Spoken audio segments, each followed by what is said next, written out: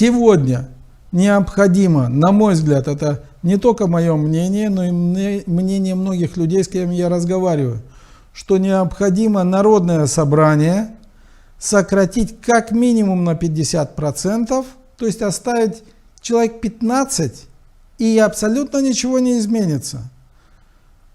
Как до сих пор народное собрание ничего не делало, так и дальше, по сути дела, ничего не будет делать, будет только делать все для того, чтобы ухудшалась ситуация в Гагаузии. Не будет решать никакой проблемы жителей Гагаузии. Они все решают только проблемы свои личные, шкурные.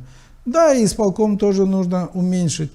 И это и впредь оно должно быть так. Сокращается на какое-то количество людей, жителей Гагаузии, значит, соответственно, должен сокращаться на 1 или на 2 или на 3 человека, членов Народного собрания Гагаузии.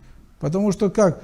У нас уже чуть ли не наполовину сократилось жителей Гагаузии с момента, сколько было в 1994 году, а депутатов ни на одного не сократилось.